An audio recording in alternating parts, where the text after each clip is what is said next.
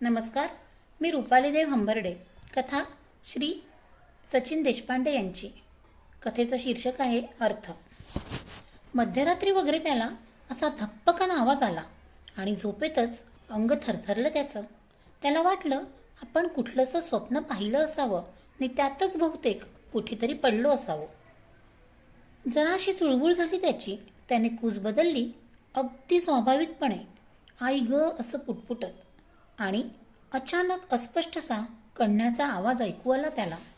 तो ताडकन उठून बसला पलंगावर आणि कॉर्नर पीसवरच ठेवलेला मोबाईल हातात घेत त्याच्या उजेडात बघू लागला तो खोलीत.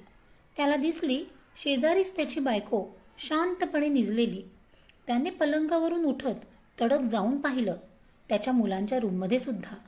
तर दोन्ही मुलंही व्यवस्थित झोपलेली दिसली त्याला. त्याच एकूण अस्वस्थतेत किचनमध्ये जाऊन पाणी प्यायला तो. उघडलेल्या फ्रीजचं दार तो बंद करतच होता की त्या उजेडातच कोणीतरी आपल्या बाजूला काही अंतरावर उभं असल्याचा भास त्याला झाला. बंद करत असलेलं फ्रीजचं दार त्याने पुन्हा झप्पकन उघडलं आणि झरकन मान वळवत पाहिलं डाव्या बाजूला. त्याला दिसले होते त्याचे 4 वर्षापूर्वी गेलेले बाबा. क्षणभरच चर्र झालं त्याच्या छातीत आणि जागेच थिजून पाहू लागला तो बाबांकडे डोळे विस्फारून.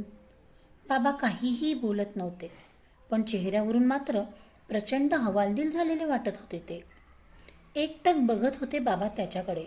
डोळेही भरून येत होते आता त्यांचे. बाबांच्या हनवटीवर एक मोठाला डागही दिसला त्याला, लालसर जांभळा असा. तो स्तंभित झाला होता या सगळ्या प्रकाराचा नेमका अर्थ न लागून. त्याने त्याच्या बाबांना ते असेपर्यंत इतकं हतबल क्वचितच पाहिलं होतं. अगदी 2-3 वेळाच, मुख्यत्वे त्याच्या आईच्या आजारपणात. आणि एकदम जोरजोराने कणू लागले बाबा. बाबांच्या कणण्याचा जोर वाढत गेला आणि अचानक डोळ्यांसमोरून ते नाहीसे झाले. त्याने पटकन फ्रीजचा दरवाजा बंद करून किचनचा लाईट लावला. बाहेर जात हॉलचा लाईट लावला, पण बाबा आता कुठेही नव्हते. तो विचार करू लागला की काही वेळापूर्वी आपण झोपेतून दचकून जागे झालो. अंग एकदम थरथरलं आपलं, जसं आपण कुठेतरी खोल पडतोय. आपल्या तोंडून आई ग निघालं आणि पाठोपाठ कणण्याचा आवाज ऐकू आला. आत्ताही बाबा आपल्याकडे फक्त बघत होते. आधी त्यांचे डोळे भरून येऊ लागले तसं आपल्याला आईची आजारपणं आठवली, म्हणजे आई आठवली आणि लगेचच बाबांनी कणायला सुरुवात केली. याचा अर्थ आई आई तर बरी असेल ना. त्याने रात्रीचे 2:30 वाजलेत वगैरेची फिकीर न करता लगेचच आईला फोन लावला. काही रिंग झाल्यानंतर आईने फोन उचलला आणि फोनवर त्याला आईच्या कणण्याचाच आवाज ऐकू आला पहिला. त्याने घाईतच आईला विचारलं, काय झालंय? तेव्हा आई म्हणाली, अतिशय क्षीण आवाजात ती म्हणाली, ती झोपेत पलंगावरून पडली आहे आणि आता तिला उठताही येत नाहीये. आईकडून हे ऐकलं आणि तो तसाच नाईट ड्रेसवर बाहेर पडला. गाडी काढून 10 मिनिटांचं ड्राईव्ह करत तो आईकडे गेला. खालच्या सिक्युरिटीवाल्याच्या ताब्यात गाडी देऊन तो तसाच पळत आई राहायची त्या 3ऱ्या मजल्यावर गेला.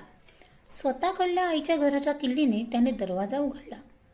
पळतच बेडरूममध्ये गेला तो आणि लाईट लावताच त्याला दिसली त्याची आई अशी खाली जमिनीवर पडून असलेली. मग त्याने आईच्या दोन्ही बगलेत आपले हात घालत तिला अलगद उठवलं, पलंगावर बसवलं आईला आणि शेजारी बसला तो आईचे खांदे हातपाय हळुवारपणे दाबत.